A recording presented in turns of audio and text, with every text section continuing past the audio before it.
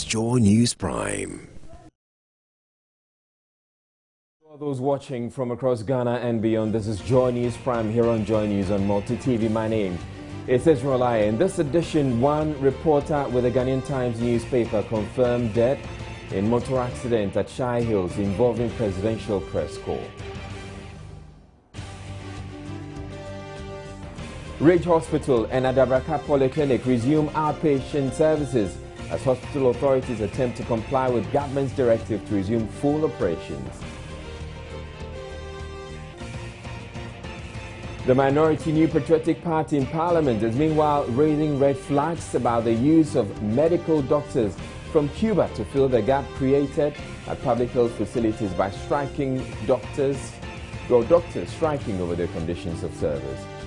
We also have business, sport and international news all coming up in this bulletin, available across Europe on London-based ABN television. Please stay tuned.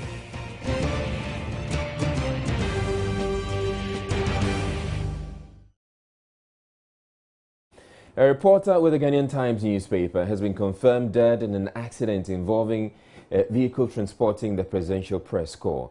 A number of journalists aboard the vehicle are also said to be in critical condition at the 37 military hospital.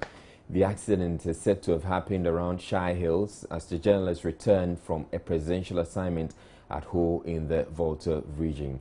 A statement that came through from the Flagstaff House not too long ago reads: the presidential press corps was involved in an accident today when their bus skidded off the road around Shai Hills while returning from an assignment at Ho.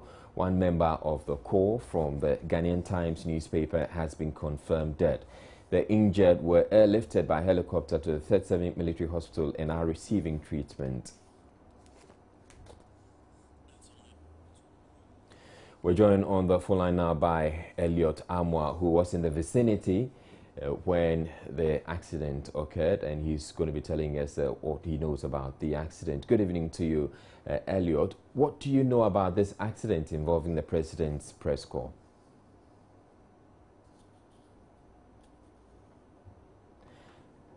Hello, good evening, Elliot. If you can hear me, this is Joy News Prime, and we want to know what you know about this accident involving the presidential press corps around Shai Hills.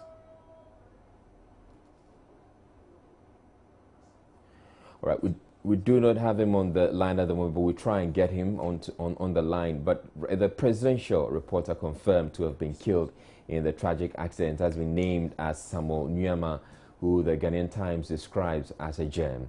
News editor of Ghanaian Times, David Agbenu, tells Joy News his death is a big blow to the New Times Corporation where he worked.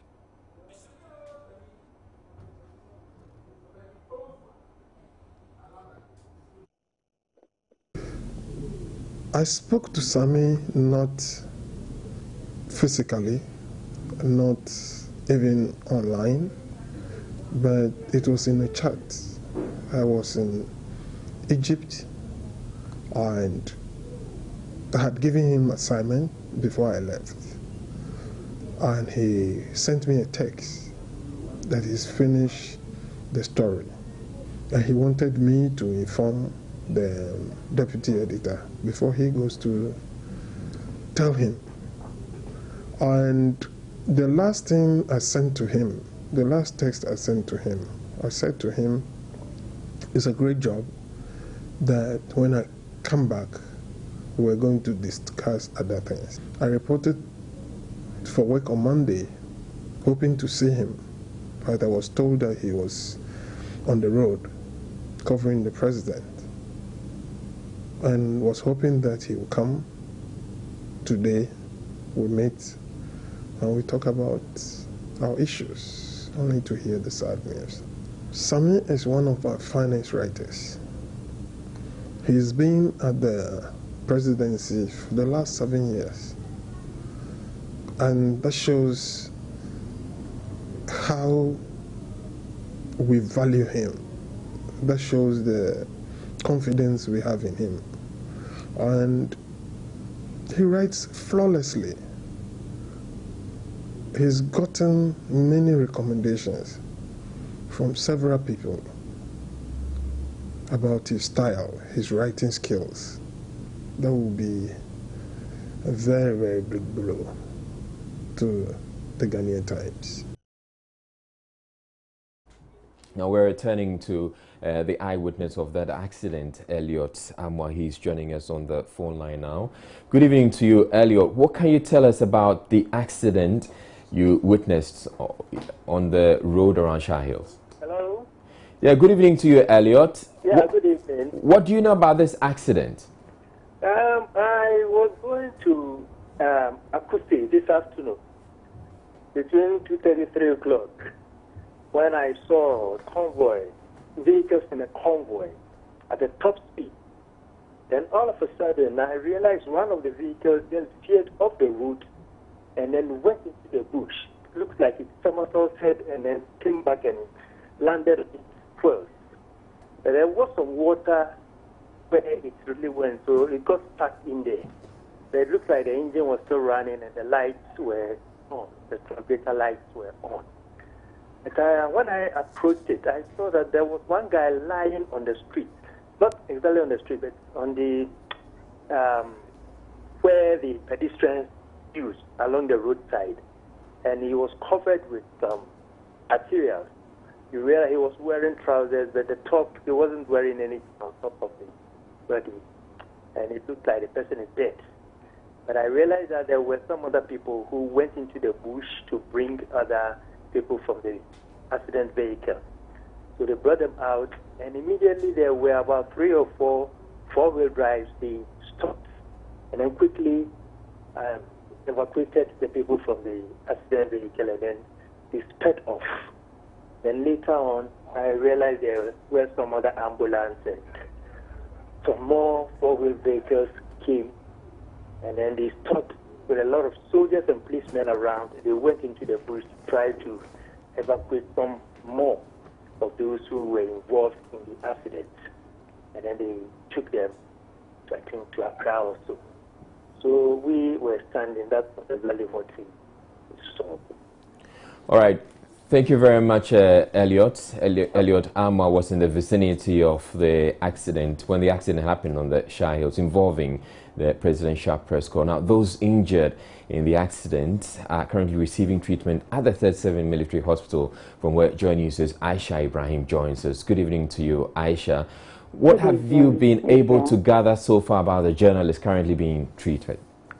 Well, the line is a bit faint, but if I suppose you're asking me what's happening here, people are still trooping in. I've seen so many presidential staffers.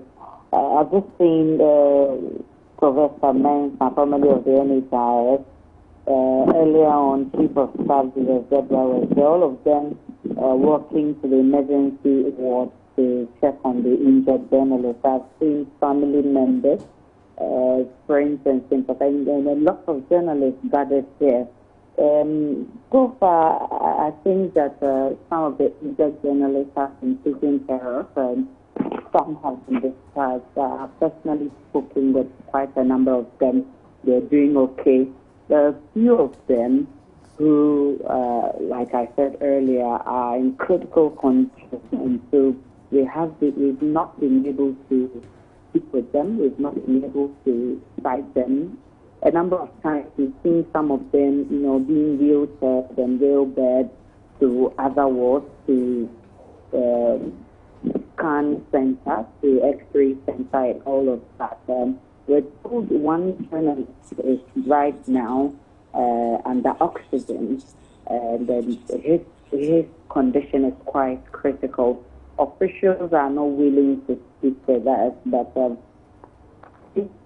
what I have seen, quite a number of them are doing okay.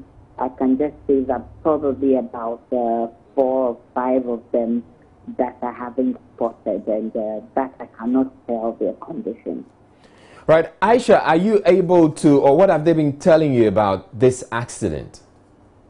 Well, the whole thing is that of trauma, and if they want to speak, one gentleman I was speaking with, he was just speaking and he started, tears started coming. So you could tell how the whole thing happened and the trauma they've been through. one of them told me that they were just in the car. Actually, normally the cameramen and the reporters are normally they don't put them on the same bus. Both of them are in different buses. So the cameramen are normally in front, and then the reporters are follow them. So one cameraman said that they were in front of them, but all they could see was that a car following them had veered off the road, and they all said that breath, and they were going to the bush, and then they fell in a ditch. Then he said one guy, the one who's been confirmed dead, he was, I think, was sitting by the window, so he came out of the car, and when he fell down, as the car was somersaulting, it came back and landed on this journalist, and so he died on the spot. And the injuries are quite critical. Some of them really had. I've seen one guy whose 2 legs are broken. We're just praying that something could be done. One journalist. It's quite. All right. Thank you very much. Thank you very much, Aisha. So Aisha was bringing us a report from the 37 Military Hospital, where those who are injured, some of them critically, are receiving treatment. They were involved in an accident involving the presidential press corps. In other news, the Rich Hospital here in Accra has resumed outpatient services despite an industrial action by the Ghana Medical Association, which has crippled healthcare at the country's major hospitals. Authorities at the hospital say the reopening of the OPD followed a meeting at which the doctors agreed to make their services available. Join News' Matilda Famaga has more. The resumption of outpatient care coincided with the 48-hour deadline issued by the Health Ministry for heads of the various health facilities to start full operations. The ministry had also cautioned the striking doctors the risk of breaching the labor laws if they failed to resume work by Thursday, August 20. More than 20 doctors had reported for work as at the time Joy News visited. Though the OPD was still bare, there were patients lined up outside the consulting rooms to see the doctors at post. Management will not speak, but explain they met about 150 doctors on Tuesday and managed to convince them to return to post. Though just about 20 of them had complied, the authorities were confident a lot more of the doctors will join their colleagues in the coming days. Joy News also cited officers of the Ministry of Health said to have been tasked to find out which doctors were at post. Government had already indicated in a statement those who failed to show up could have their salaries withheld. I came from Legon Hospital on referral to Ridge Hospital. This period, what can you say of the services that has been rendered to you so far? The services were okay. The doctors were at post when I got here. Unlike the Rich Hospital, the OPD of the Debaka Polyclinic was quite busy with patients who had flocked in to seek medical care, with 4 doctors and with 2 physician assistants at post. Though hospital officials refused to go on record, they hinted the monitoring team from the Health Ministry had been deployed to take note of the doctors at post, adding they would not shield any doctor who refuses to report. At both the Kolebu Teaching Hospital and adjoining Polyclinic, the status quo, which had pertained for the last few weeks, had not changed. The outpatient departments were all empty, and emergency and OPD services are still closed to the public. There were some doctors at post, though attending to inpatients. Hospital officials say they will only resume full operations when the doctors call off the strike. Matilda Pamaga for Joy News, Accra. Well, the minority NPP in Parliament has questioned the competence of medical doctors government is relying on from Cuba to fill the gap created by striking doctors at the country's public health facilities. Former Health Minister and Medical Doctor Dr. Richard Anani, who addressed the news conference called by the minority, has also taken issues with the decision to contract the Cuban doctors. By a spokesperson on health, Dr. Richard Anani, the minority said government should be guided by a similar move in the 1980s when Cuban doctors recruited to assist almost collapsed the health sector. His position was buttressed by the minority leader, Osei Asare. The experiment of inviting Cuban Medical Brigade when confronted with a similar situation was never of any benefit to the state in the long run.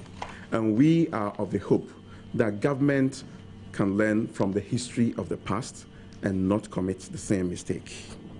Bringing them down, government have to bear the cost. Bringing them down and also getting them back. Government then entered into an agreement with the Cuban government to make payments for them back home. Here in Ghana, they gave them allowances to live on this year's budget, and provided them with housing for free, then gave them food for free. At the end of it all, we ended up spending more on these Cuban doctors, the efficiency and proficiency of whom could not measure up to the doctors in Ghana. That is what is being told you. So that experiment is a futile exercise and should not be repeated. The minority also accused government of deliberately collapsing the National Health Insurance Scheme. As we speak today, the remittance of the National Health Insurance Scheme from the Consolidated Fund, which is statutory, is in arrears to the tune of 456.4 million Ghana cedis. Ladies and gentlemen, the above results have led to unacceptable increases in the out-of-pocket expenditure on healthcare by citizens and therefore are defeating the purpose and fundamental principles underlying the implementation of the National Health Insurance Scheme. Government this week announced, among other measures, the arrival of Cuban doctors to attend to patients at the teaching hospitals in the ensuing impasse with the Ghana Medical Association over conditions of service.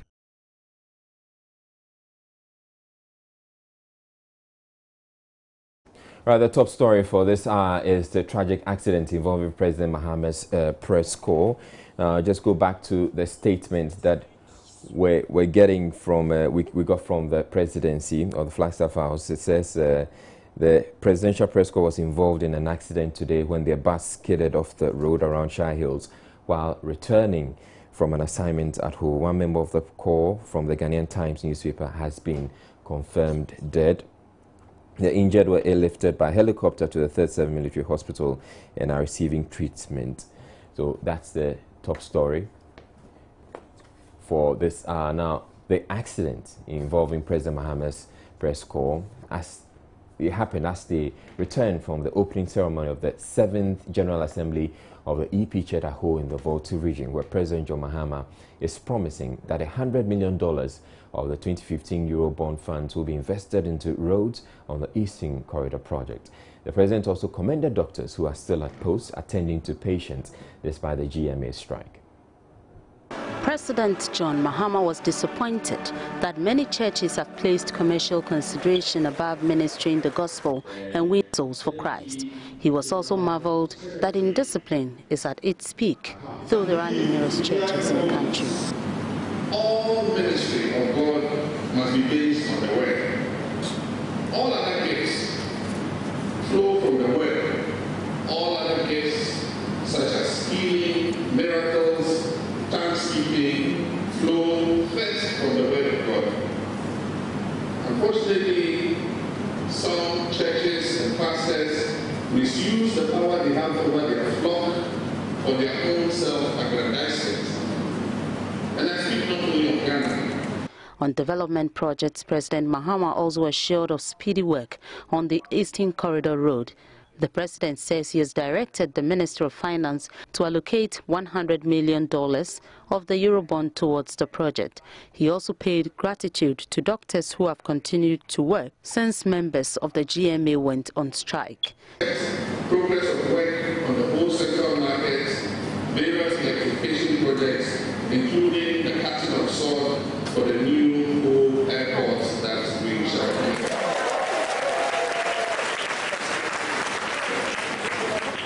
I know the Eastern Corridor is dear to the hearts of everybody in Volta region, and I wish to assure you that government is going to speed up work on that road project. Recently, Messrs. Rolida Limited have finished work on the whole light onto the Eastern Corridor from Hohoy to the Pakasu to commence work. Let me take this opportunity to commend all doctors who have continued to work even during the strike, and to commend the Christian Health Association of Ghana for keeping their hospitals open and working even during the current strike of the Ghana Medical Association. The moderator of the General Assembly of the EP Church, Reverend Dr. Seth Senyor Agidi, noted that the eruption of labor agitations has become a disturbing development in the country and implored the GMA to consider the impact of the strike. On behalf of the EP Church appeal to doctors to reconsider their restrained position and resume work on humanitarian grounds pending amicable resolution to their grievances. This appeal is an additional voice to the Labor Commission that doctors to go back to work. It is my belief that these striking doctors, some may be Christians, all belong to one religious faith or the other. These private believers healing the sick, the blind, bringing life to the dead, and above all, sacrifice life for atonement of our sins without seeking for honorary grace or condition of service. Why then, as Christians, we cannot emulate this example as faithful disciples?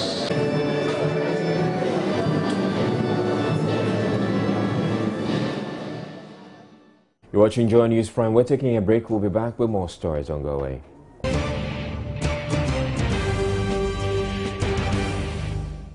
A senior fellow at the Institute of Democratic Governance is challenging assertions proposed amendments to Ghana's constitution will make it development-oriented as envisaged by the Constitutional Review Commission. The report released by the Commission is themed moving the nation's constitution from a political to a developmental one. But Kwesi Jonah says none of the proposed amendments will bring about the so-called development. He was speaking at a forum organized by the Institute of Statistical, Social and Economic Research on the proposed amendments. Majority of the changes are on the presidency, over 40%. Apart from the presidency, what is the next most popular subject for change?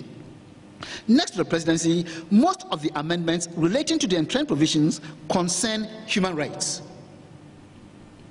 Some 18% of the proposed amendments of the enshrined provisions are designed to affirm or introduce human rights.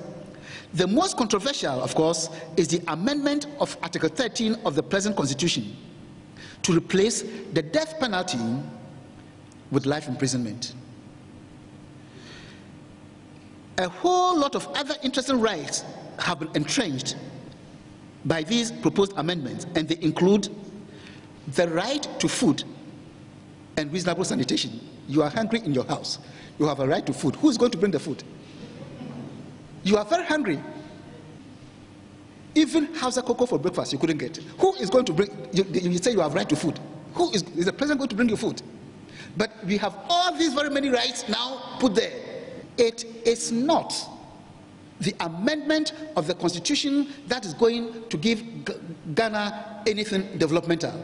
The processes will probably go on with or without the Constitution. I think, and this is my frank personal opinion, that if you examine the constitutions of any of the most developed countries of the world, the word development does not appear even once, and yet they are the most developed. Ex-President John Kufuor is challenging Africa's youth to be driven by what he describes as a missionary zeal rather than money to help transform the continent. Addressing the Young African Leadership Initiative Yali Forum in Accra, he said young people who desire to go into politics for money are lost. As a servant of the people, leaders should always be sensitive of perhaps the weakest, and if I should use that word, of the team. So even as he tried to move the entire community forward, he or she should find ways and means to carry along the weakest within the group. That way, as the vision gets realized, people generally would feel satisfied. I've told you leadership should imply service, and service implies servanthood. If you go in for leadership, and as you are leaders in your various fields, and your idea really is to help move your people, improve the quality of your life, the lives of your people, then even if the wealth or money that tends to follow the power that would come into your hands, even if it's like that, you wouldn't give priority towards amassing wealth over helping move the people generally. We're taking a break on Joy News Prime. Up next, we're bringing you business news with Eton Amsey.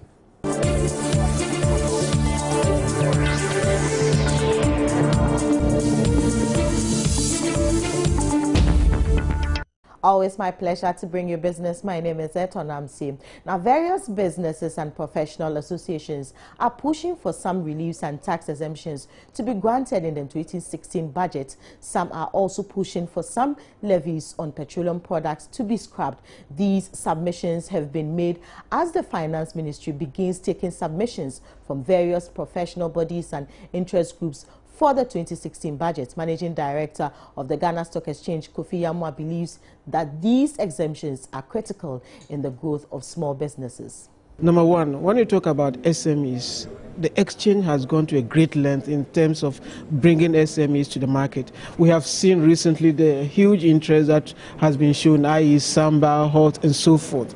Going around prospecting for this company, one point that comes across is that wouldn't want you to increase the benefits to attract these companies onto the market. And one benefit essentially is tax.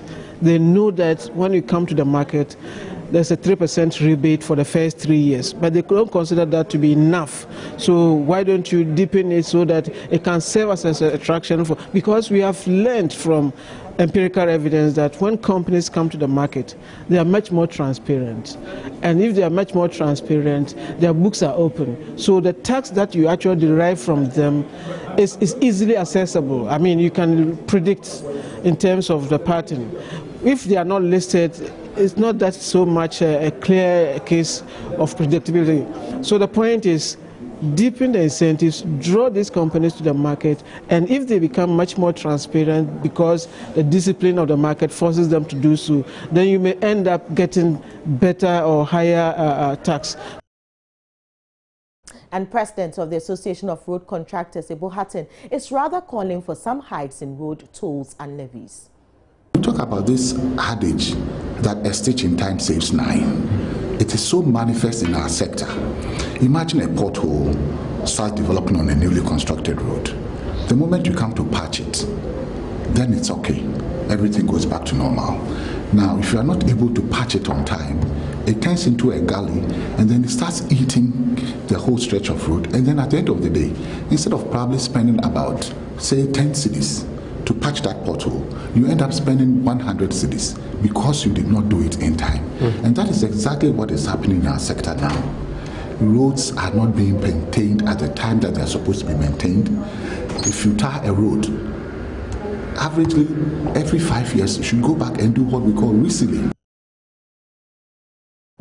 But Deputy Minister of Finance Ato Forson tells Joy Business that government will do its best to work on some of the proposals. No, we've always done that. We've always done that. The Minister for Finance, you agree with me, that's so far read 2013 budget, 2014, 2015. It's going to read 2016 budget.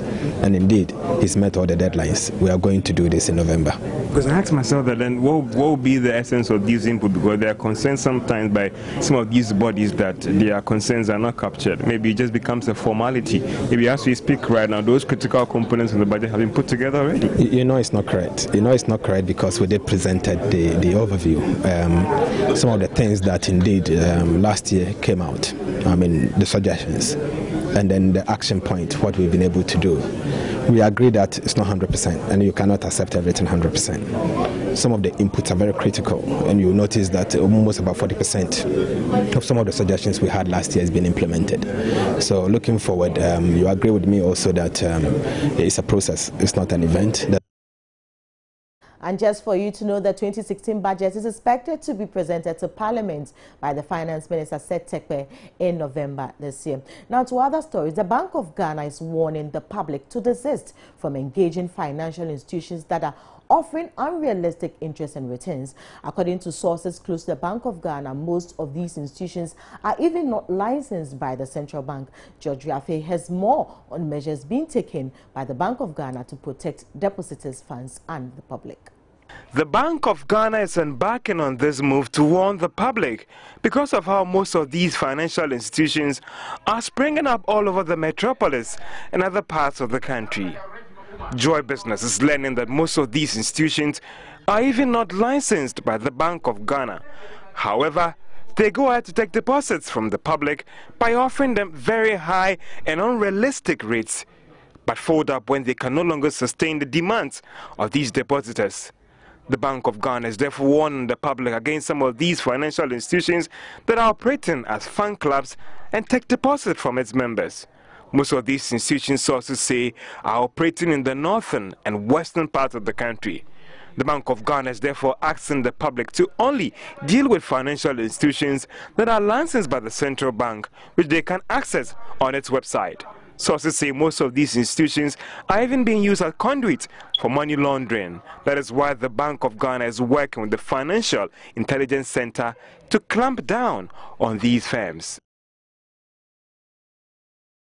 Now, the 2013-2014 edition of the Ghana Club 100 Awards is set to be held on October 23. The event, put together by the Ghana Investment Promotion Center, has become the reference point for assessing corporate excellence. Chief Executive of the center tells Joy Business they are introducing some new measures that will attract more companies.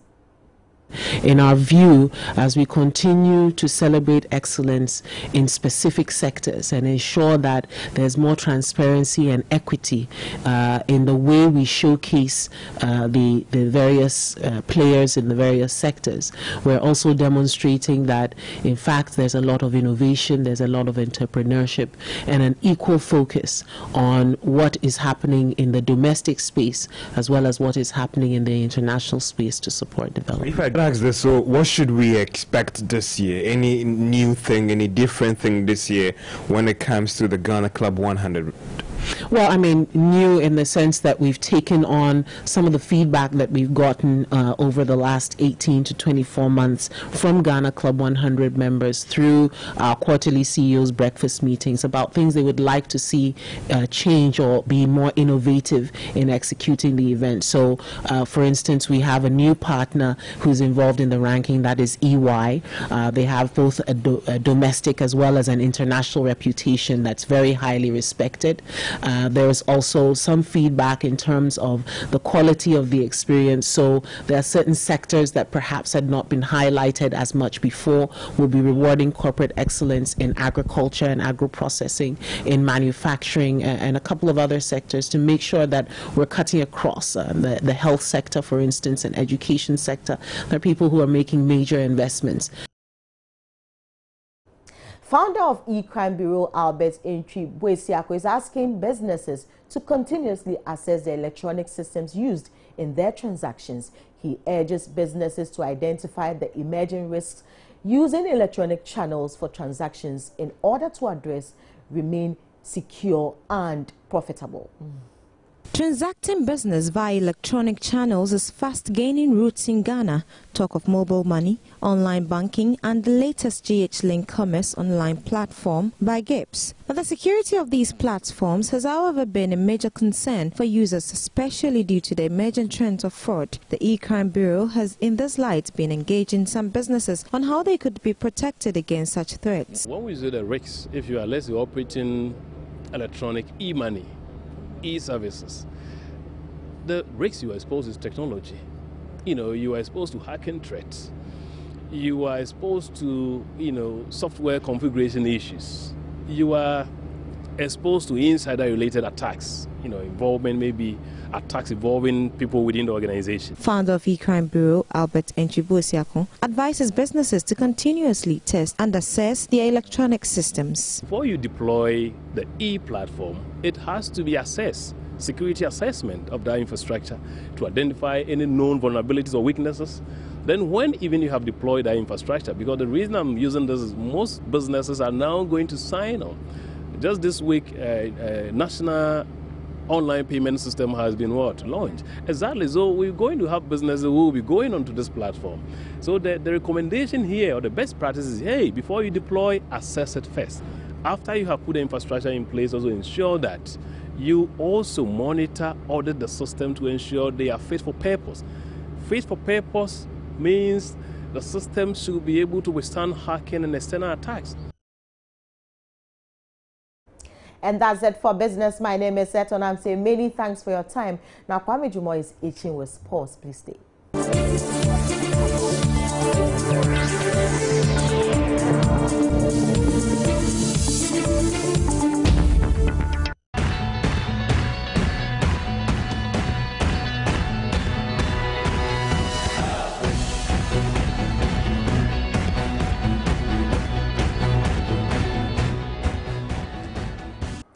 Good evening, Ghana. Let's get to do some sports now and begin with the senior national team of the Black Stars. Head coach Avram Grant has not been seen anywhere close to the various league centres and league games that have been played in the last couple of weeks, and there are fans who are worried about the absence of the manager from the shores of the country. The Black Stars Management Committee Chair, George Free, has been explaining the coach's absence from the country. He asked permission to be away for 1 month, which was his official leave, and immediately after that was the World Cup draw in Russia. And so he met the FA president and the vice president in Russia. Instead of he coming down to Ghana, he decided to join them in Russia for the draw. Immediately after the draw, then the European season has started, so he asked that he wants to still watch some few players, even though one would say that we would wish he was here to monitor the league. Let's do some business from the First Capital Plus Premier League. There are only 2 games to go before the end of the league, and one major issue that has cropped up in the last few weeks has to do with the club officials trying to bribe referees. We spoke to referee Dawood Odrago, who is advising his colleagues to make sure that they stay away from club officials. You have a good team. Why do you have to give money to a referee? We build up to the All-African Games 2015. We've been visiting the various camps. This time around, we got to the camp of the national team. That's the Ghana netball team, who are preparing assiduously for the All-African Games. We spoke with the president of the GNF, Reverend Nikoi. Well, thank you. We, as at now, I can say that our preparation is about 90% complete. So we need just a little bit to top it up, and then we shall be ready for the competition. I'm not very satisfied, but for now, this is what we have. And as part of Team Ghana's preparations for the All-African Games, the team have received 12,200 Ghana cedi from the National Lottery Authority as part of their CSR towards the Games.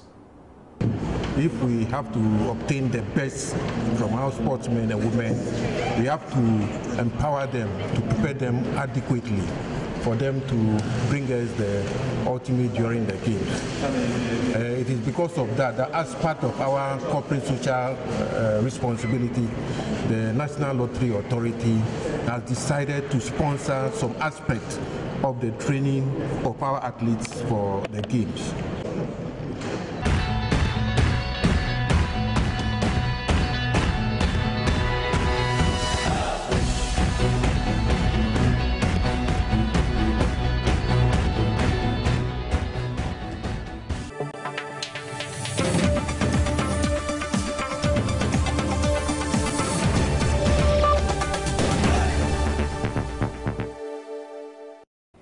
A reporter in South Sudan has been shot and killed by gunmen. Peter Julius Moy was shot twice at the back in the country's capital, Juba. His killing brings to 7 the number of journalists killed this year in the country, and just days after President Salva Kiir threatened to kill reporters whom he says are working against the country. Burundi's President Pierre Nkurunziza has been sworn in for a controversial third term in office. The ceremony came as a surprise to many, as Mr. Nkurunziza had been expected to be sworn in next week. At least 100 people have died in protests since Mr. Nkurunziza announced in April he would run for a third term. In his inauguration speech, Mr. Nkurunziza promised to end the violence within 2 months. No foreign head of state attended the inauguration.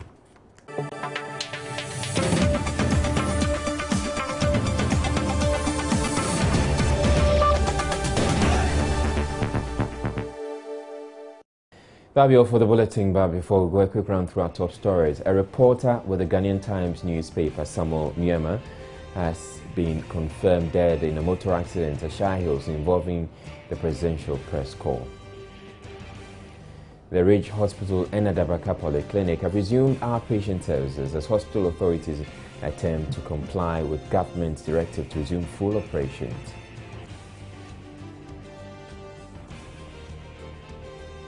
The minority New Patriotic Party in Parliament is raising red flags about the use of medical doctors from Cuba to fill the gap created at public health facilities by doctors striking over their conditions of service. That's it for the bulletin. My name is Israelite. Thank you very much for watching. Have a good evening.